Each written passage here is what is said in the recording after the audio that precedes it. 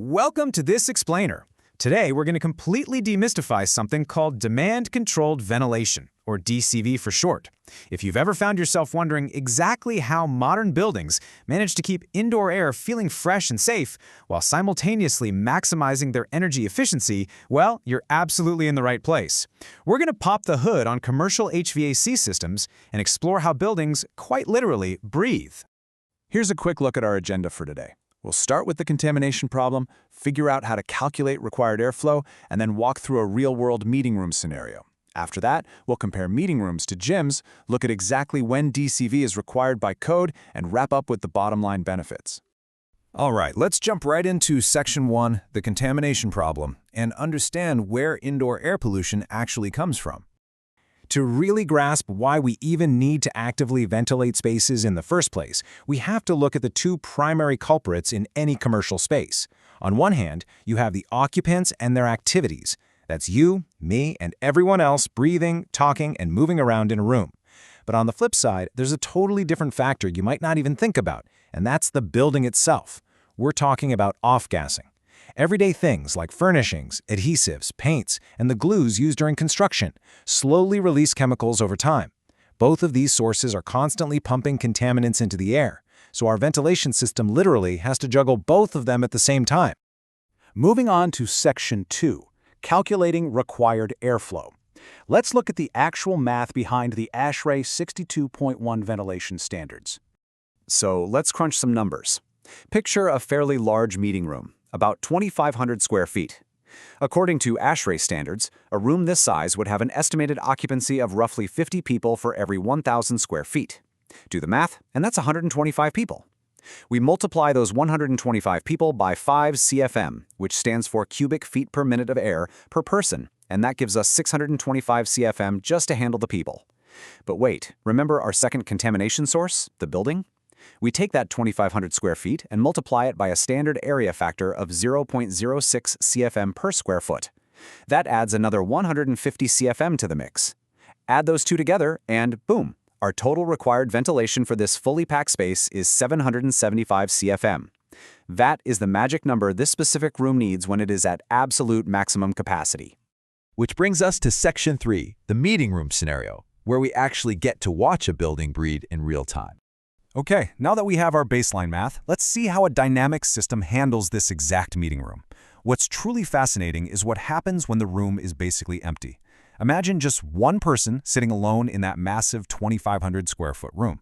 The system doesn't need to blast that full 775 CFM of air we just calculated. I mean, that would be a huge waste of energy, right? Instead, the outdoor air damper just chills at its minimum position, allowing a baseline of 150 CFM into the room, just enough to handle the building's off-gassing. At this level, the indoor CO2 sensor is reading about 800 parts per million. To put that in perspective, the global average for outdoor CO2 is around 418, so 800 is a very safe, totally comfortable indoor level. But then, a whole group of people walks in. The CO2 sensor instantly picks up the spike in carbon dioxide from these new folks breathing, and the reading jumps to 950 parts per million. Now this is where demand control ventilation really shows off. The sensor fires that data over to the main controller, which immediately tells the outside air damper to act. The damper proportionally opens up a bit wider, essentially letting the building take a deeper breath, increasing that fresh outdoor air to 250 CFM. Well, the meeting's getting pretty popular. More people show up and grab a seat. As they settle in and breathe, the CO2 levels climb again, hitting 1,100 parts per million. And you guessed it, the exact same automated ballet happens. A signal goes to the controller, and the outside air damper opens up even more to handle the higher CO2 concentration. The outdoor airflow smoothly ramps up to 375 CFM. The room is literally reacting in real time to the exact demand of the people inside it. As the room gets crowded with yet another group, the CO2 pushes up to 1,250 parts per million. The controller senses this rising demand and forces that outside air damper open even further, now pumping 500 CFM of fresh ventilation air into the space. You can really see the brilliance of this balance. We are only ever spending the exact amount of fan, heating, or cooling energy required for the specific number of people in the room at that very moment. Finally, it's standing room only. The room reaches its maximum occupancy, and the CO2 level hits 1,400 parts per million. In response, the outside air damper opens wide to its maximum setting, delivering that full 775 CFM we calculated back at the beginning. The system is now working at absolute peak capacity, diluting the carbon dioxide to maintain a healthy environment for a completely packed room. But, what if something goes wrong? What if people keep cramming in? Or what if the outside air damper gets stuck? Well, if the CO2 level climbs rapidly to 1,500 parts per million, a critical threshold is crossed, and an alarm is triggered to warn occupants that the air is getting unhealthy. Now, this alarm can actually be customized to go off at lower levels, but it serves as an absolutely vital safety net. Ideally, the system dilutes the air way before this ever happens, but it's crucial to have that backup warning. All right, let's pivot to Section 4, meeting rooms versus gyms, and see how physical activity completely changes a building's ventilation needs. So far, we've only been talking about a standard office environment, but obviously not all spaces are used the exact same way, and the ASHRAE standards completely account for this. Think about our inactive meeting room compared to a busy gym. We already know the meeting room needs 5 CFM per person because people are mostly just sitting there. But if you jump over to a gym setting, that requirement literally quadruples to 20 CFM per person. Why? Because people are working out, breathing heavily, and naturally exhaling way more carbon dioxide. Even the area factor for the building itself jumps up to 0.18 CFM per square foot to account for gym flooring and different materials. So the actual physical activity happening in a space directly dictates how heavily the building needs to breathe. Next up is Section 5. When is DCV required? We'll briefly break down the ASHRAE Energy Code requirements.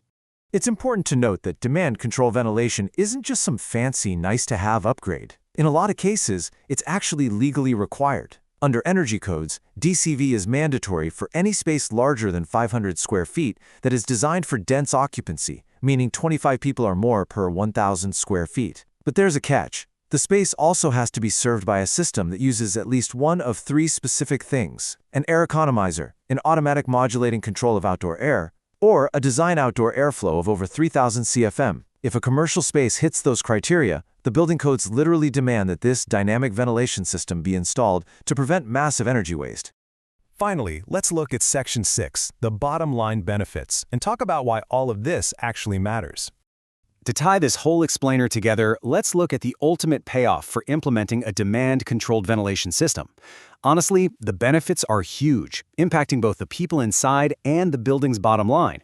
First off, you get vastly improved health and employee satisfaction, simply because no one is ever sitting in a room starved for fresh air.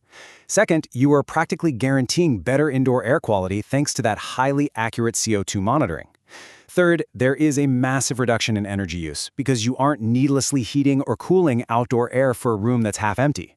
Which leads right into the fourth benefit: lower operating and maintenance costs, since you're putting way less wear and tear on the HVAC equipment. And it all culminates in a wildly more energy-efficient building overall. As we wrap up this explainer, I want to leave you with something to think about. We almost never notice the air around us unless something feels off, right? But constantly, behind the scenes, there is this incredible mechanical ballet happening. Sensors balancing carbon dioxide, controllers calculating square footage, and dampers modulating fresh air in real time.